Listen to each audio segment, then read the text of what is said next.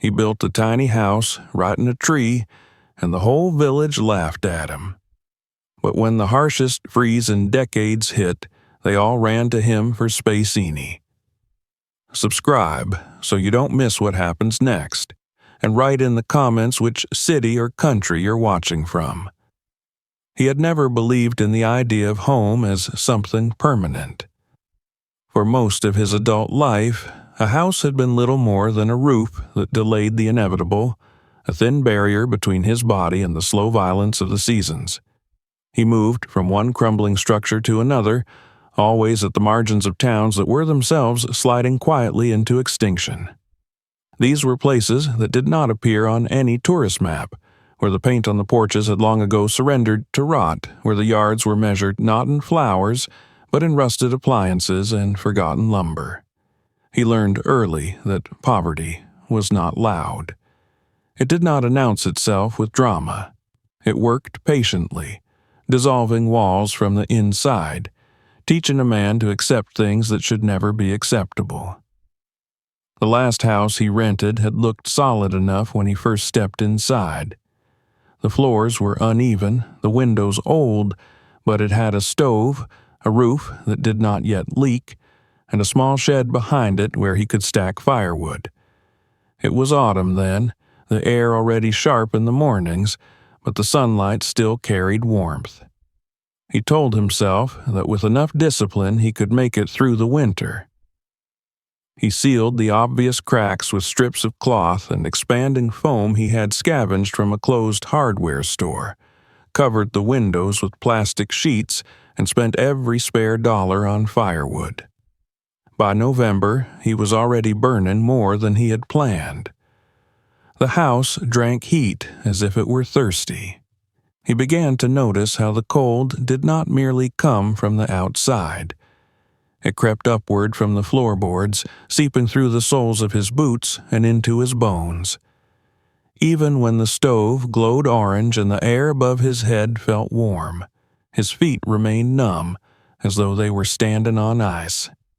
He tried to ignore it, telling himself that winter always felt worse in its early weeks, that the body would adjust. But the smell of damp wood grew stronger, and dark stains bloomed at the base of the walls. The ground beneath the house was changing, hardening into something that no longer yielded. By December, the first hairline cracks appeared along the corners of the rooms. At first, they were thin as threads, barely visible unless he crouched close to the plaster. He ran his fingers over them, feeling how the surface crumbled at the slightest pressure. Each morning he found new lines where none had been the night before. Doors began to stick, then to hang crooked in their frames. When he walked across the kitchen, the floorboards no longer responded with the dull creak he was used to. They answered with a hollow echo, as if the house were emptying itself from below. The night, it finally became clear that he was losing. The battle came without ceremony. The temperature outside had dropped so suddenly that even the radio announcer seemed surprised by it.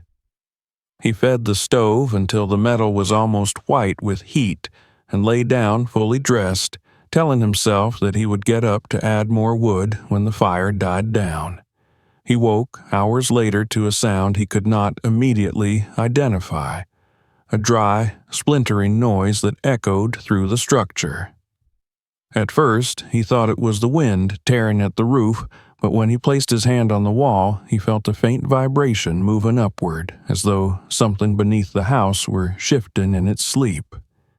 He lit his flashlight and walked through the rooms.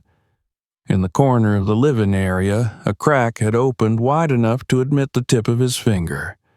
Cold air flowed through it in a steady stream, carrying with it the sharp smell of frozen soil.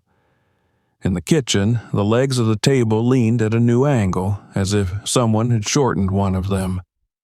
The back door refused to close, no matter how hard he pushed. When he stepped into the small storage room where he kept his boxes, he found water pooled on the floor, already skinning over with a thin layer of ice. The ground was pulling the house down with it, and there was nothing he could do to stop it. In the following days, the damage accelerated. The stove no longer managed to hold the temperature for more than a few minutes. Heat vanished into the floor as though swallowed by a mouth that could never be filled. Mold spread in gray patches along the lower parts of the walls, feeding on the dampness that rose from below. The smell was everywhere, in his clothes, in his hair, in the paper of the books he had saved from earlier moves. He watched photographs curl and discolor inside their frames, watched cardboard boxes soften and collapse. When he lifted one to salvage what he could, the bottom fell out in his hands. The inspector who came to assess the building did not need much time. He knelt, pressed a metal rod into the earth beside the foundation, and listened to the hollow sound it made. The frost had penetrated deep, weakening the ground and pushing the supports out of alignment. The verdict was written in neutral language, but the meaning was simple. The house was no longer safe to inhabit. Repairs would cost more than the structure was worth. He was advised to vacate immediately. He left with what he could carry, stuffing clothes into bags, wrapping documents in plastic, salvaging a few tools that had not yet rusted. The rest he abandoned to the slow, grinding process that would eventually reduce the house to a slanted shell. Standing outside in the thin winter light, he felt less grief than exhaustion. This was not the first time he had lost a home, and he suspected it would not be the last. What frightened him was not the loss itself, but the pattern it revealed. No matter how carefully he worked, no matter how many cracks he sealed, the cold always found a way in from below. The ground was not a neutral surface. It was an enemy that waited patiently until a man had nothing left to fight with. He spent the next weeks sleeping in borrowed rooms in the back of his truck, moving between acquaintances who were themselves barely holding on. Everywhere he went, he saw the same signs. Floors that never quite dried, walls that smelled of rot, people who complained that their heaters ran constantly, yet their houses never felt warm. It was as if the earth itself had turned hostile, freezing solid in the winter and bleeding dampness upward in every other season. One night, lying in the cab of his truck with his coat pulled over his head, he realized that he had been asking the wrong question all along. He had been trying to learn how to make houses stronger against the cold, when what he needed was to understand how to escape the cold altogether. The memory of his grandfather came to him then, not as a face or a voice, but as an idea that had waited years to become useful. When he was a child, his grandfather had told him about places in the South where people built their homes on posts, lifting them above the ground to escape water and decay. At the time, it had sounded like an odd tradition, a relic from another world. Now it returned with new clarity. If the earth in this place was what stole the heat, then perhaps the only real solution was to break contact with it entirely. By the time he found the small, neglected plot of land on the edge of a dying village, the decision had already taken root in his mind. He would not try to outsmart the soil again. He would not sink another foundation into frozen ground and pray it would hold. Whatever he built next would stand apart from the earth, removed from the cold that rose invisibly from below. The house that had broken his former life had given him more than a warning. It had taught him where the true battle was being fought, and for the first time he felt that he might be ready to choose a different battlefield. The decision to leave the earth behind did not immediately give him a place to stand. It gave him a direction, nothing more, and direction meant little without money. He spent the first days after abandoning the broken house moving between shelters that were offered out of pity rather than generosity. Each borrowed room carried the scent of someone else's life, someone else's compromises. He woke to unfamiliar ceilings, to heating systems that rattled like old lungs, and every morning the same thought returned with growing insistence. He needed ground of his own, even if it was only a narrow strip of it, because without that there could be no escape from the cycle he had just witnessed. The search for land became an exercise in humility. He scoured notice boards and grocery stores, drove slowly past properties with sagging signs, called numbers that rang unanswered. Anything solid enough to promise security was far beyond his reach. Parcels with proper access, stable soil, nearby services were traded among people who could afford patience. What remained were scraps, forgotten corners that had outlived their usefulness, pieces of the world that no one else wanted to inherit. It was among these that he finally found something he could almost afford. The village lay miles from the nearest town, far enough that the road into it had lost its will to remain smooth. Patches of asphalt had surrendered to gravel, and in winter the snowplows rarely bothered to reach it.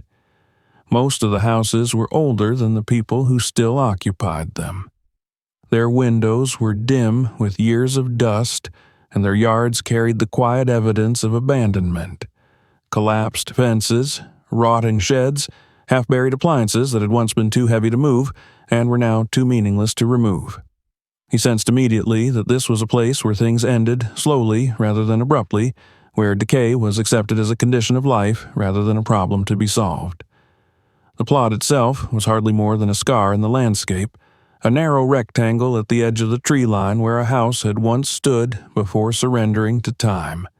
What remained of that structure was nothing but a low mound of soil, mixed with fragments of brick and splintered beams that stuck up like broken bones.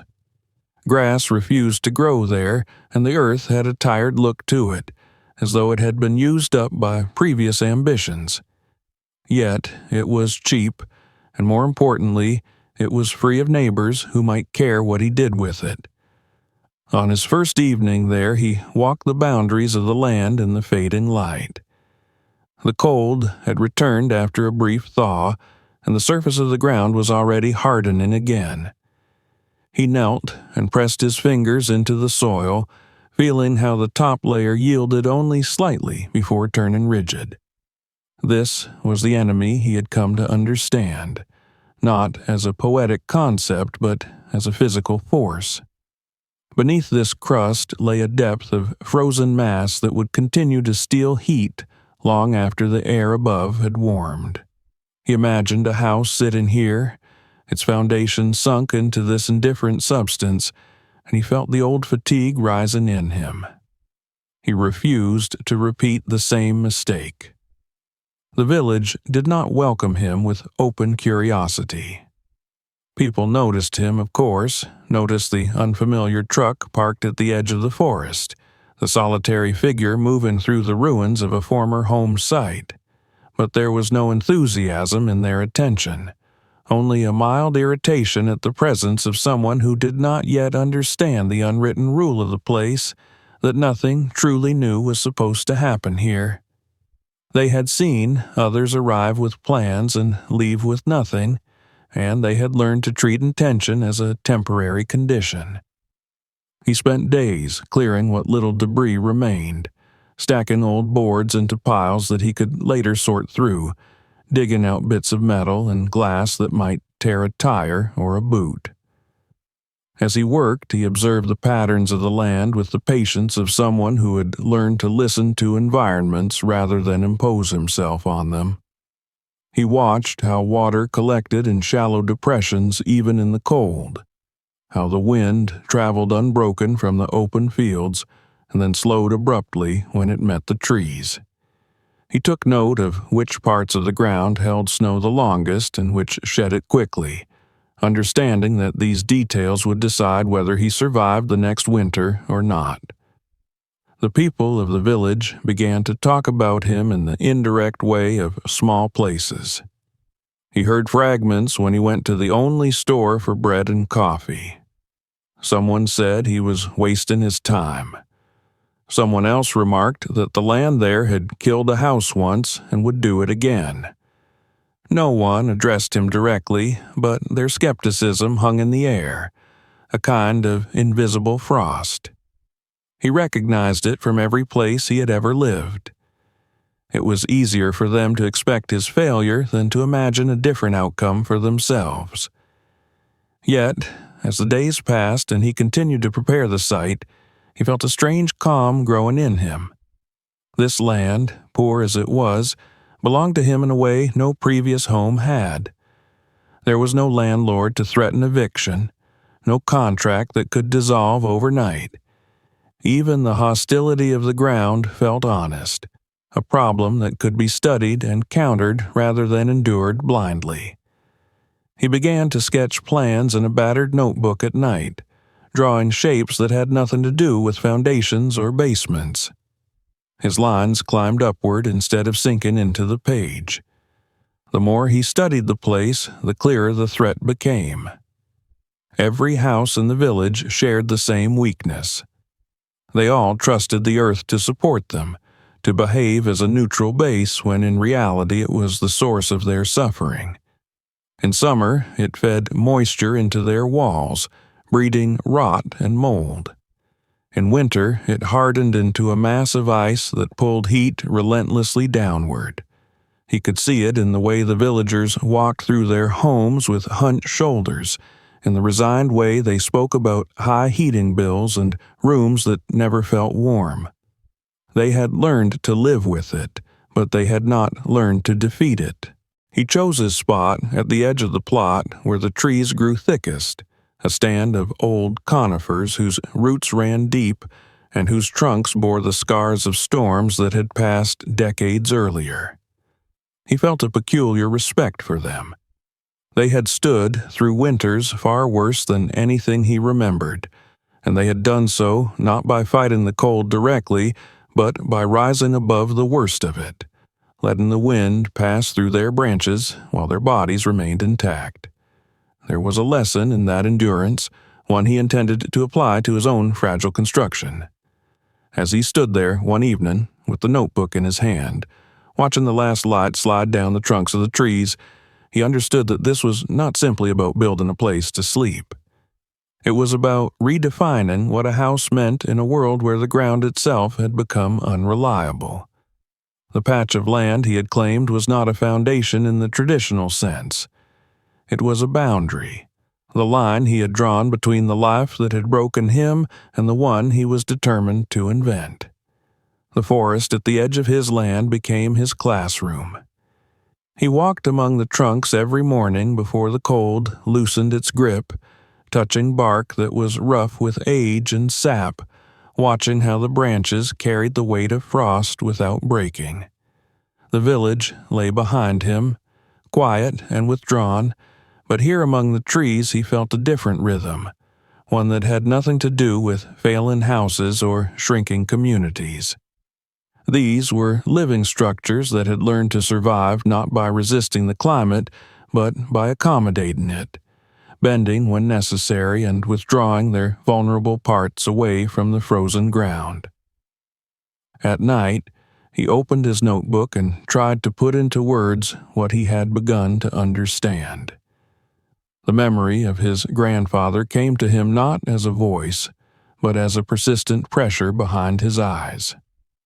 When he was young, his grandfather had described places in the southern states where homes were raised on wooden posts where people understood that the earth was not always a friend.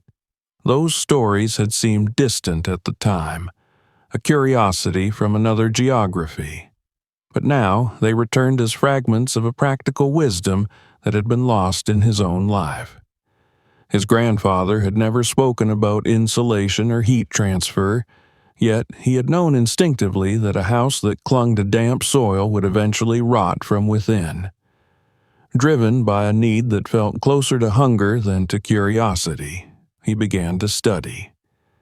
The small library in the district center became his refuge during the afternoons when his hands were too stiff to work.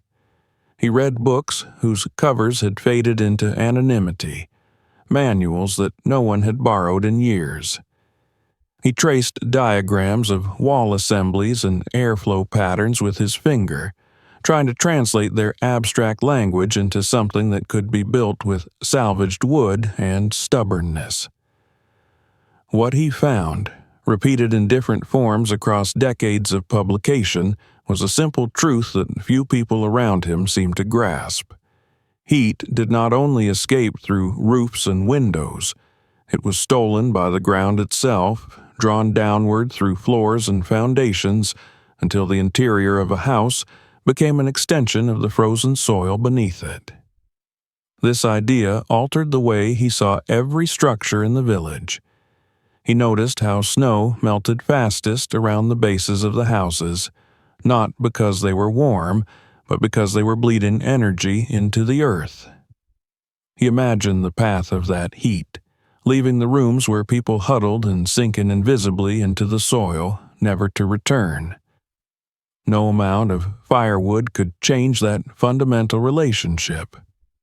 As long as a house rested on the ground, it was engaged in a losing exchange with winter.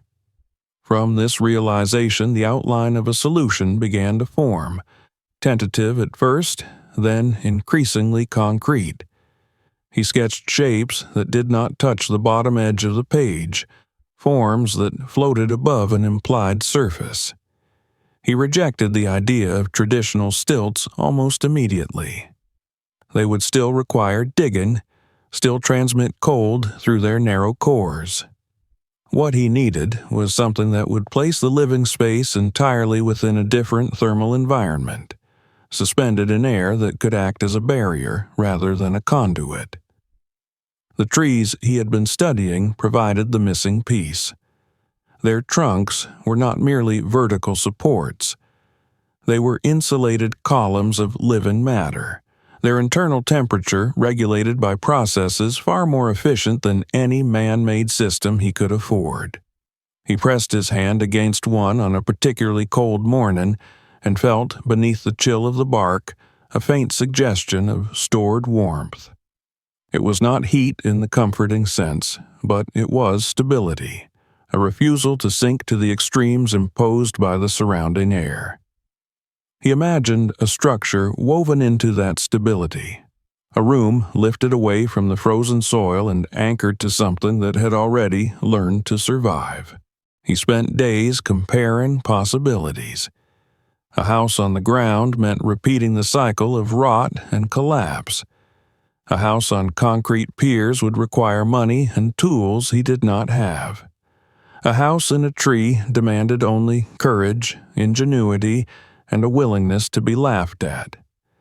It also promised something else, something he had not yet allowed himself to believe in. It promised that, for once, the cold might have to work to reach him, rather than being invited in through the floor. The technical reasoning that emerged from his reading gave him the confidence he needed. A small volume of air was easier to heat than a large one. A sealed envelope of insulation could trap warmth far more effectively than thick walls that leaked at every seam. An air gap beneath the floor, if shielded from direct wind, could act as a thermal break, slowing the flow of cold from below. None of this was revolutionary in isolation, but together they formed a system that addressed the specific failure he had witnessed in every house he had ever known. By the time he closed the final book and walked back through the village, he no longer felt the weight of other people's doubts. The idea was no longer madness to him. It was an answer shaped by loss, refined by study, and grounded in a clear understanding of what had destroyed his former life. The land he had bought was not a place to build in the conventional sense. It was a place to rise from, a starting point for a structure that would owe nothing to the frozen earth beneath it. By the time the idea had hardened into conviction, the forest no longer looked like a backdrop to his plans, but like their foundation. He no longer wandered among the trees as an observer. He moved with the careful intent of someone searching for a partner in a risky undertaking, measuring each trunk with his eyes, testing the soundness of bark and wood with the flat of his hand. He was not looking for beauty or symmetry. He was looking for endurance. The first days were spent in silent evaluation. He circled the largest conifers at the edge of his plot, noting how their roots bulged the soil outward, evidence of years spent gripping the earth against storms. He checked the direction of their lean, the scars left by fallen branches, the way their crowns shifted when the wind pressed against them. Most were rejected without ceremony. Some were too thin, others too twisted by years of exposure. A few had been hollowed by rot he could feel beneath the bark. He understood that his life would soon depend on a choice that could not be undone once made. Eventually, he settled on a pair of old larches that stood close enough together to share a burden. Their trunks rose almost parallel for several meters before diverging into separate crowns, and between them stretched a natural corridor of space that seemed, in a strange way, already reserved. He pressed his ear to the wood and heard nothing but the muted hush of sap moving somewhere deep inside, a sound so faint it might have been imagined. Yet it was enough to convince him that these trees were still alive in a way his old houses had never been. Money was his next adversary. The notebook, filled with sketches, did not buy lumber or fasteners, and he owned no tools beyond a battered saw, a hammer with a loose handle, and a drill whose battery held a charge only grudgingly. He began to collect what others had abandoned. From the ruins of the former house site, he salvaged boards that had not yet turned to dust, trimming away rot until only clean wood remained. He drove to neighboring hamlets where barns were being dismantled and asked for scraps. Often he was refused. Sometimes he was ignored. Once in a while, someone would shrug and point him toward a pile of debris behind a collapsing shed. He carried everything back by hand or strapped to the roof of his truck, learning to judge weight not by how heavy it felt at the start, but by how it would feel after the 5th or 6th trip. His hands split and bled.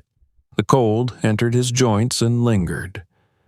Yet, with every plank he stacked beneath the chosen trees, the idea took on physical form, transforming from lines on paper into a presence that could no longer be dismissed.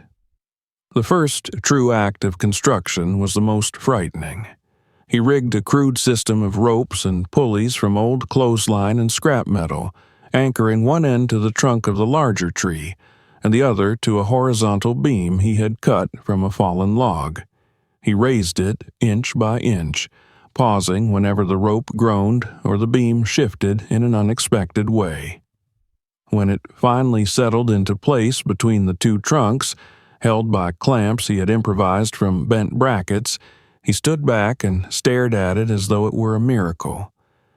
It was nothing more than a piece of wood suspended in the air, yet it represented a refusal to submit to the rules that had governed his life until now.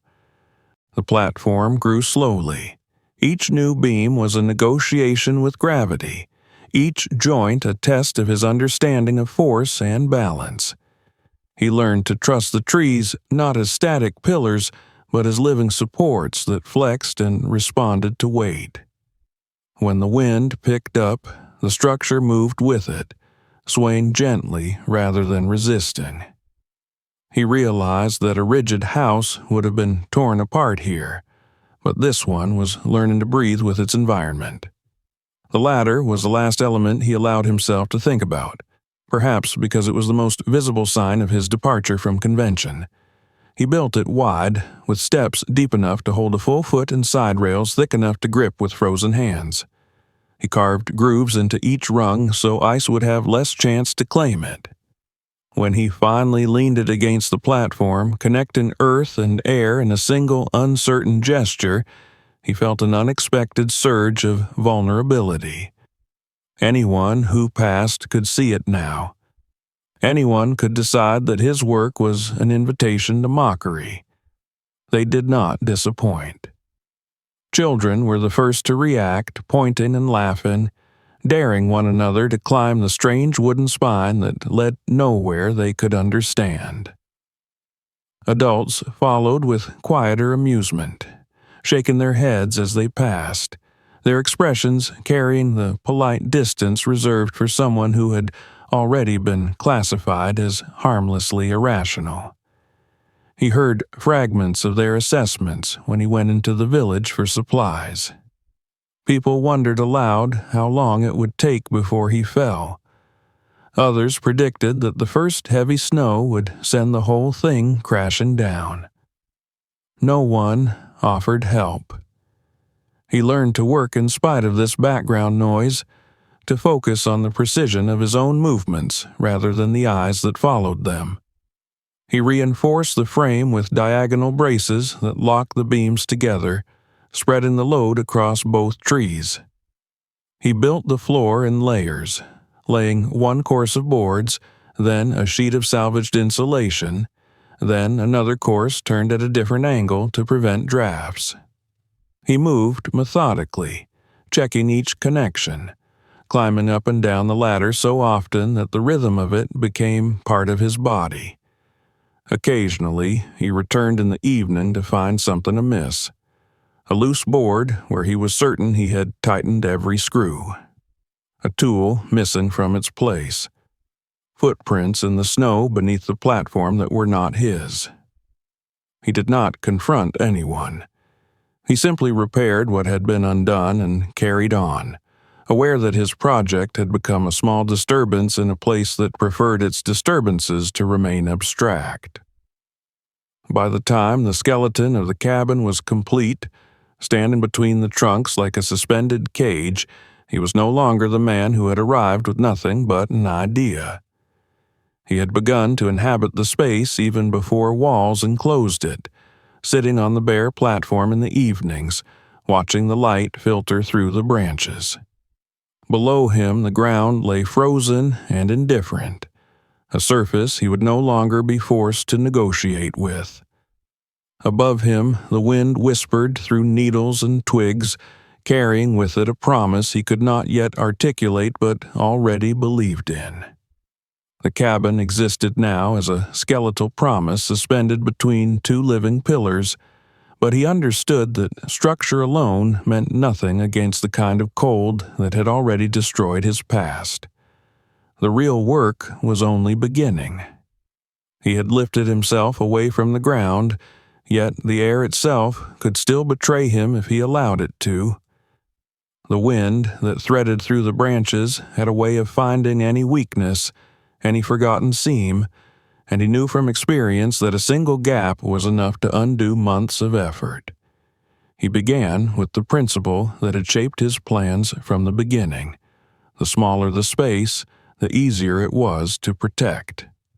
He resisted every instinct that urged him to build outward. There would be no spare room, no wasted corner. The cabin would be just large enough to hold a narrow bed, a compact stove, and shelves for the few possessions he still carried through life.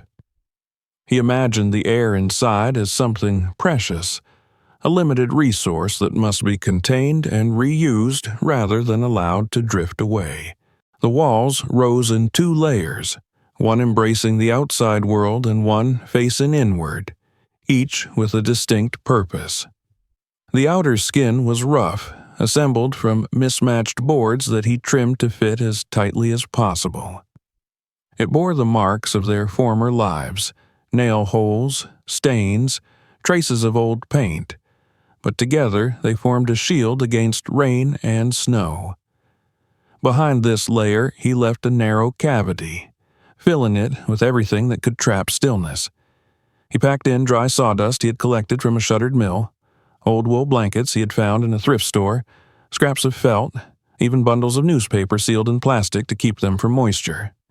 He pressed each handful into place until the cavity became a dense, muffled barrier. Only then did he add the inner wall, planed smooth with a borrowed sander, careful to eliminate any gaps. Between the two skins of the cabin, he was building not a thickness of wood, but a thickness of silence, a space where the movement of air would be slowed to the point of irrelevance. The process was painstaking. His fingers ached from pushing insulation into corners that did not want to receive it. His back protested the hours spent bent inside a structure that was already too small for comfort. Yet he welcomed the discomfort. It reminded him that this was a conscious act of resistance rather than another concession to circumstance. The floor was treated with the same severity. He layered boards until the platform beneath his feet felt solid, then covered them with insulating material before sealing everything under a final course of planks. He paid special attention to the points where the floor met the walls, knowing that these seams were often the hidden channels through which cold crept unnoticed. He sealed them with caulk and strips of fabric soaked in glue, building a continuous membrane that had no obvious point of failure. Above him, the ceiling became his obsession. He had learned from his reading that heat was impatient, always rising, always searching for the quickest route of escape. He refused to give it one. He doubled the thickness of insulation overhead, filling the space between the beams until his arms trembled from the effort.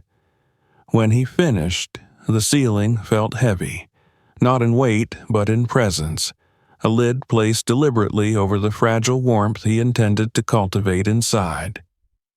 He allowed himself only 2 small windows, set high on opposite walls so that light could enter without surrendering too much of the interior. He built frames within frames, a primitive form of double glazing that trapped air between layers of salvaged glass and clear plastic. At night, he covered them with thick curtains sewn from old coats, transforming each pane into a padded wall. The door received similar treatment, reinforced with layers of wood and fabric until it closed with a soft resistance that felt almost comforting. The stove was chosen with equal care. He rejected the large iron beast that had dominated his former houses, their hunger for fuel matched only by their inefficiency. This one was compact, designed for small spaces, its firebox just big enough to accept the split logs he could carry up the ladder. He positioned it so that its heat would rise naturally into the heart of the cabin, the flue threaded upward through a section of insulated piping that he shielded with metal to prevent fire. He tested the draft again and again, lighting small scraps of paper and watching how the smoke behaved, unwilling to trust a system that could fail silently in the night. Ventilation was the final challenge, the problem that balanced comfort against survival. He had read enough to know that a sealed space could become as dangerous as a freezing one. He carved narrow channels into the upper corners of the walls, fitting them with sliding panels that allowed him to control the exchange of air. He practiced opening and closing them in measured intervals, training himself to sense when the cabin needed to breathe. As autumn darkened toward winter, he turned his attention to preparation. He stacked firewood beneath the platform, sheltering it from snow with a tarp weighted by stones. He carried jugs of water up the ladder and stowed them in a corner where the heat from the stove would prevent them from freezing. He lined the shelves with canned food, bags of rice, dried beans, anything that could be cooked with minimal fuel. He laid out candles and a headlamp in case the battery-powered lantern failed, and assembled a small kit of tools and medicine that represented his last defense against misfortune. When the first true frost descended, he spent an entire night awake, testing the cabin as though it were a living creature he had brought into the world. He lit the stove and watched how quickly the air responded, how the chill that had followed him up the ladder receded from the walls. He pressed his hand against the floor and felt not the familiar numbness, but a muted warmth, proof that the barrier beneath him was doing its work. He moved from seam to seam, searching for drafts, sealing them as he found them, determined that nothing would be allowed to steal what he had fought so hard to create. By the time snow began to fall in earnest, the cabin had become more than a project. It had become a second skin, a layer of protection he carried with him not on his body, but around it. He no longer felt like a man merely surviving in a hostile place. For the first time in years, he sensed the possibility of stability, fragile as it was, held in place by wood, insulation, and an understanding of forces that had once seemed beyond his control. The cabin was finished in the sense that a body is finished when it can finally stand on its own. Everything that followed was refinement, the quiet, almost invisible work of living inside something that had not yet been tested by real winter. He moved into it gradually, first spending long afternoons there, then entire nights, and finally days without descending the ladder at all. From the ground, the structure still looked like a curiosity, a wooden box trapped between branches. But from inside it had already begun to feel like a place with its own pulse. The village did not adjust its opinion simply because he had closed the last seam or lit the stove for the first time. If anything, the laughter grew more confident as the cold deepened. He sensed it whenever he drove into town for supplies. Conversations halted when he entered the store, resumed behind his back in lowered tones. Children stared at his boots and gloves, which were always dusted with sawdust or ash, and whispered to one another. Adults were more restrained, but their restraint was a kind of indifference sharpened by expectation. They had seen people arrive with plans before. They had seen those plans collapse under the weight of weather and money. His tree-bound house was simply another story waiting to fail. He tried not to let it occupy his thoughts, but the solitude made that difficult. The cabin was too small to allow distraction. Every sound inside it was amplified, every movement measured against the narrowness of the space. When he cooked, the smell of food clung to the walls and ceiling. When he washed, the dampness lingered in the air despite his careful control of ventilation. At night, when the stove burned low and the wind threaded through the trees, the entire structure whispered in response, a chorus of tiny creaks and shifts that reminded him how precariously his life now hung. The first true cold nights arrived without warning. The temperature plunged so rapidly that the village radio announcer struggled to keep his voice steady as he recited the numbers. He climbed the ladder with a bundle of firewood under his arm and closed the door behind him, sealing himself inside the experiment he had constructed. The stove responded eagerly, the flame catching as though grateful for the attention. Within minutes, the air grew dense with warmth, a thickness he had not felt in any room since his childhood. Yet, comfort did not erase anxiety. He walked the perimeter of the cabin repeatedly, pressing his palm against the walls, the ceiling, the floor, searching for the faintest suggestion of a leak. Here and there, he felt a thread of chill, a place where the insulation had settled or the wood had shrunk. He marked these spots with pencil and returned to them with sealant and scraps of fabric, refusing to allow small failures to become large ones. The latter was his constant concern. Each morning he descended it cautiously, testing the rungs for ice before committing his weight. He had carved grooves into them, but frost had a way of flattening every precaution. More than once, he found himself gripping the side rails with all the strength in his arms, suspended between earth and shelter, aware that a single mistake could send him crashing back into the world he had worked so hard to escape. The village followed his progress from a distance. They saw the smoke rising from the little chimney at odd hours, the light glowing through the curtained windows long after the rest of the settlement had gone dark.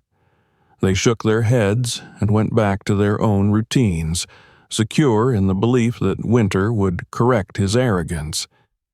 He became a topic of casual conversation, a symbol of what happened when a man refused to accept the limits imposed on him by his surroundings. Inside the cabin, the days took on a disciplined rhythm. He woke before dawn to add wood to the stove, then sat on the narrow bed and watched his breath fade from the air as the room warmed. He cooked simple meals that required little fuel, ate slowly, listening to the forest settle around him. When he ventured outside, he did so with purpose, gathering more firewood, checking the tarp beneath the platform, scanning the trees for signs of stress. He treated the entire structure as a system that needed constant attention rather than a finished product. Doubt visited him in the evenings, when the work was done and the cabin was too quiet to distract him from his thoughts. He imagined the faces of the villagers, the way their mouths curved in private amusement. He wondered whether they might be right, whether he had traded one set of vulnerabilities for another that would soon reveal itself. The memory of the old house returned uninvited, its cracking walls and sinking floors replaying in his mind as though they were warnings rather than history.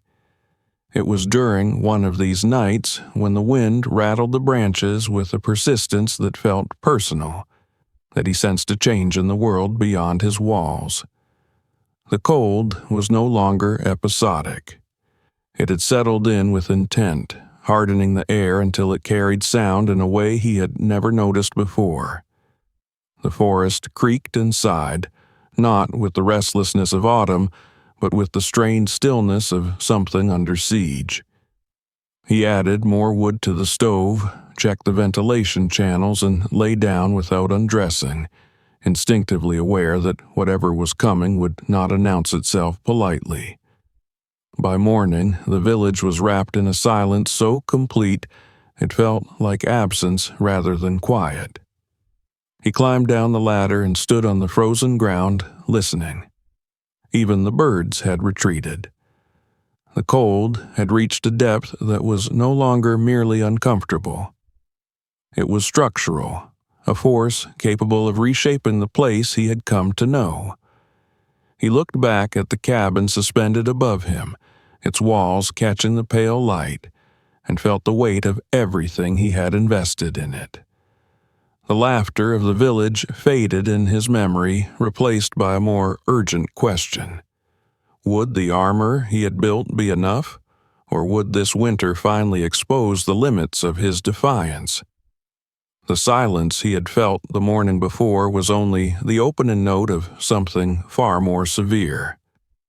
By the time the next night arrived, the cold had gathered itself into a presence that no one in the village could ignore. The air itself seemed to harden, becoming brittle in the lungs, every breath an act that required attention. When he climbed into his cabin after dusk, carrying the last armful of firewood he could manage, the forest around him was already losing its softness. Snow that had once muffled the world now lay like a thin crust over a surface of ice, reflecting the moon with a pale, hostile glare. Inside, the cabin answered his arrival with a familiar warmth. The stove caught easily, the flame licking upward with a sound that had become as comforting to him as a heartbeat. He sat on the narrow bed and let the heat accumulate, feeling it fill the small volume of air he had fought so hard to enclose. Beneath him, the insulated floor resisted the pull of the frozen earth. For a moment, he allowed himself the rare luxury of believing that he had finally outpaced the climate that had ruled his life. Beyond the trees, the village was already beginning to fracture. He could hear distant sounds carried unnaturally far by the cold, the sharp report of wood splitting, the hollow thud of something collapsing under weight it was never meant to bear. The storm that had been predicted on the radio did not arrive in the form of blinding snow, but as a sustained assault of temperature, a plunge so sudden that the buildings had no time to adjust. Pipes froze in their walls. Radiators fell silent. Electric heaters groaned and failed. People woke in rooms that had lost all resemblance to the places they had gone to sleep in, their breath fogging the air as if they were outdoors. He remained awake through most of the night, not from fear, but from vigilance. He moved from wall to wall, checking the seams he had sealed weeks before, marveling at how little the cabin seemed to care about the violence unfolding around it. The air inside stayed stable, held in place by the layers of insulation that had turned this fragile box into a shell. When he placed his hand against the inner wall, he felt neither the shock of cold nor the dull numbness he had known in his former houses. There was only a muted coolness, the normal response of wood to winter rather than the aggressive chill of a structure being dismantled from below. As dawn crept into the forest, the world revealed itself in stages. The sky was an unbroken gray, the kind that seemed to erase distance. He descended the ladder slowly, every rung coated in a fine sheen of ice that resisted his boots. The village lay in a shallow bowl of white and shadow, its houses hunched like wounded animals. Smoke no longer rose from many chimneys. Windows were dark where they should have glowed with morning routines. The first sign of trouble came from the house nearest the store. Its roof had sagged inward under the combined weight of ice and structural fatigue, the wooden beams no longer able to hold the load they had been designed for decades earlier.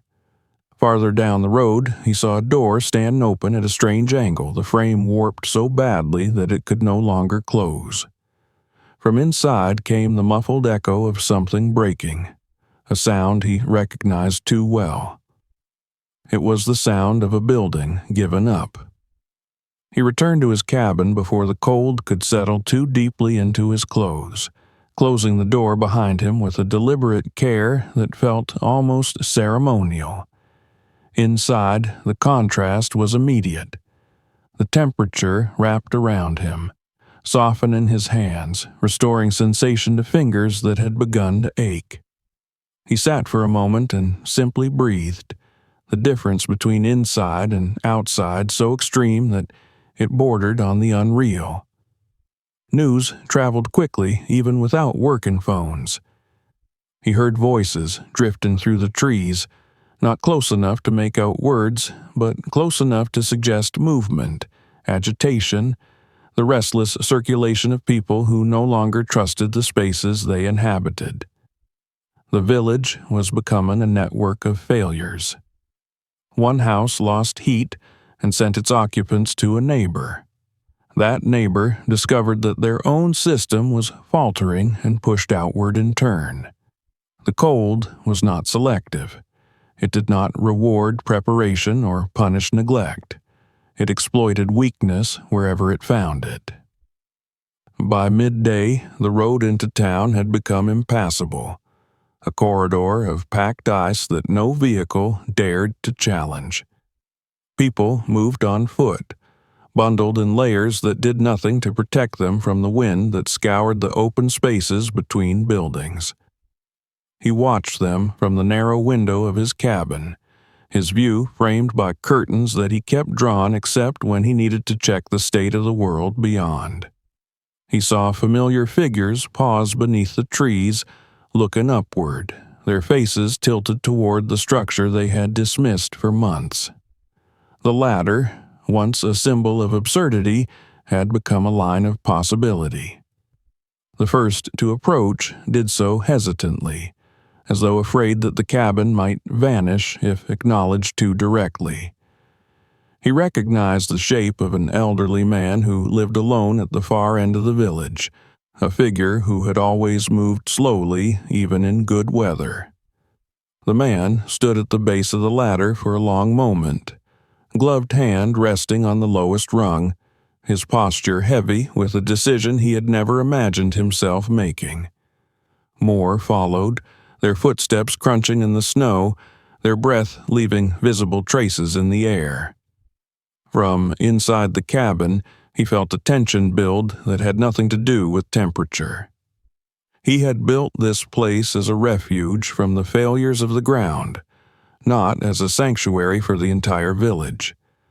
The space was small, the resources finite. He thought of the wood stacked beneath the platform, the cans of food on the shelf, the narrow bed that barely accommodated his own body. Yet the sounds outside continued to gather, a low murmur punctuated by the scrape of boots against frozen earth. He opened the door at last, the warmth spilling outward in a rush that startled even him. The faces that looked up at him were not the ones he had known in the store or on the road. They were stripped of the casual expressions that had accompanied their laughter.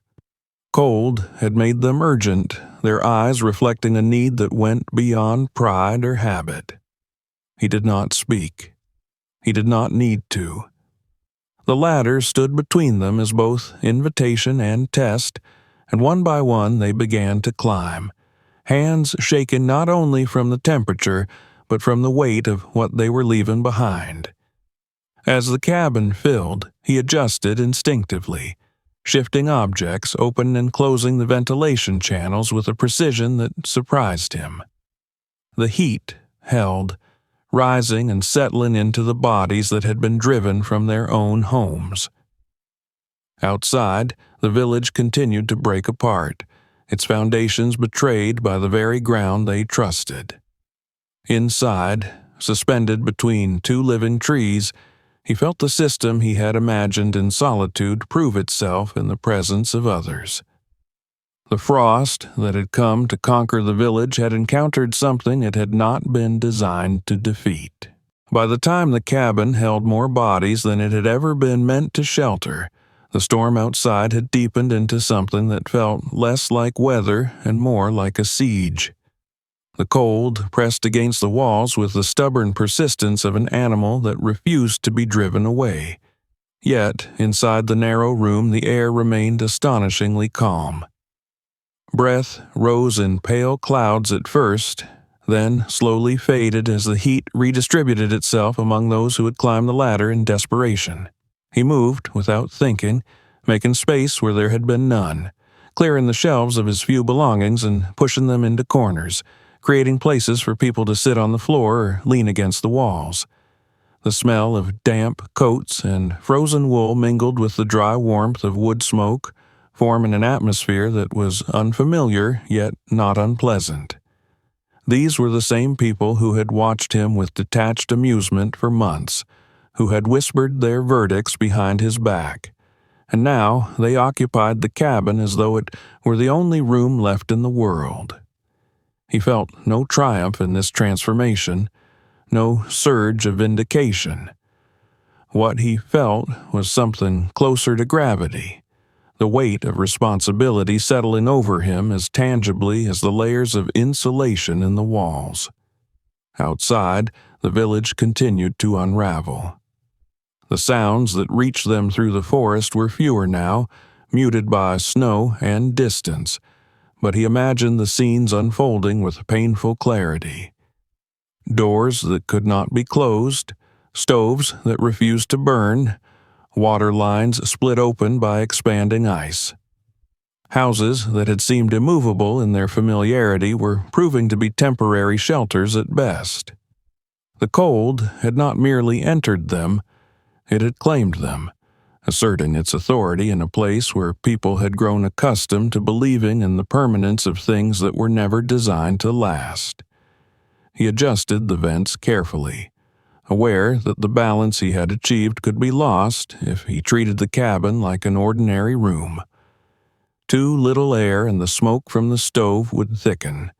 Too much, and the warmth would bleed away into the branches.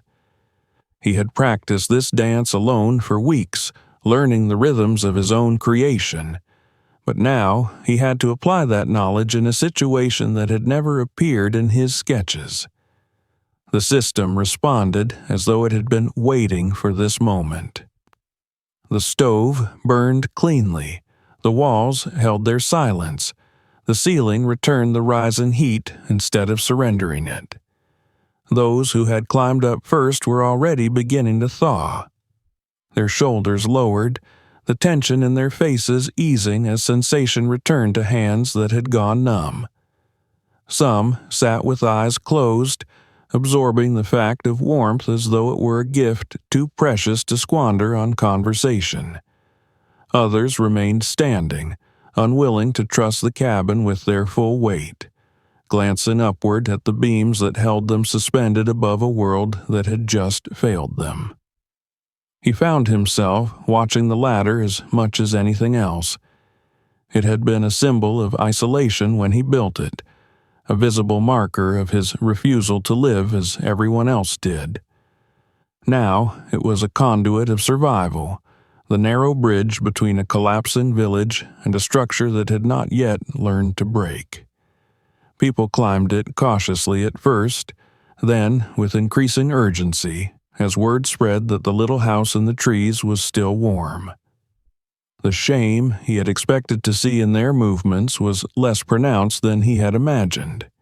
In its place was something more honest, a quiet acknowledgement that pride had no use in a moment like this. The storm reached its peak that night. The wind howled through the upper branches with a force that shook the cabin, the entire structure swaying in response. He felt the motion in his legs and spine, a reminder that he was no longer standing on solid ground, that he had tied his fate to two living trunks that were themselves enduring the same assault. Yet the movement was not violent. It was the measured response of something designed to bend rather than shatter. The people around him fell silent, instinctively recognizing that any noise they made would be swallowed by the roar outside. He remained awake long after the others had settled into a fragile sleep. He moved among them, checking that no one was too close to the stove, the coats and blankets were not blocking the vents, that the door was sealed as tightly as he could make it. His mind returned to the image of his former house, to the way its walls had cracked under the pressure of winter, the way the ground had reached up to claim it. The contrast was almost unbearable. This cabin, which had been assembled from scrap and stubbornness, was holding against a force that had destroyed structures built with far greater confidence. Morning came reluctantly, the gray light filtering through the curtained windows like an apology. The storm had not vanished, but it had lost its momentum, retreating into a bitter cold that no longer felt triumphant. When he opened the door, the forest revealed itself as a place newly rearranged. Branches lay scattered across the snow, some snapped clean, others twisted into unfamiliar shapes. In the village beyond, he could see the damage clearly for the first time. Roofs sagged where they should have been straight, walls leaned at angles that suggested imminent collapse. The road was a scar of ice that no one would attempt to cross for days. The people began to descend the ladder in small groups, returning to the remnants of their homes with expressions that carried no trace of the laughter that had once followed him. They did not thank him in the way he might have expected. Gratitude was present, but it was quiet, unadorned, expressed in nods and brief glances rather than declarations. They moved with a different posture now, as though something in them had been realigned by the simple fact of having survived in a place they had dismissed. He stood alone again in the cabin once the last of them had gone, listening to the stove and the faint settling of the wood around him. The space felt emptier than it ever had, not because he was lonely, but because the silence had changed its quality. It was no longer the solitude of a man working in isolation. It was the stillness that follows an event large enough to redraw the boundaries of a community. In the days that followed, the village approached him with a new kind of attention. People brought what they could spare, a plank here, a box of nails there, gestures that were modest but sincere. They asked questions not about why he had built the cabin, but about how. He answered when he could, not as an expert, but as someone who had learned through necessity. He saw in their faces the same mixture of fear and curiosity that had driven him into the forest months earlier.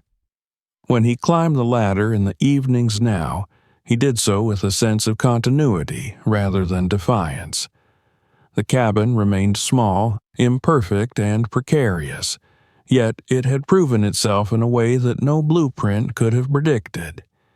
It stood not as a monument to ingenuity, but as a reminder that survival often begins with the courage to refuse the ground beneath one's feet.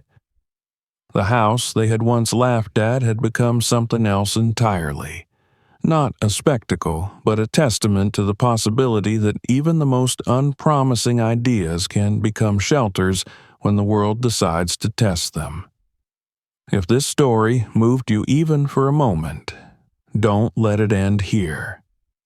Subscribe now so you won't miss the next chapter and the other stories already waiting on this channel.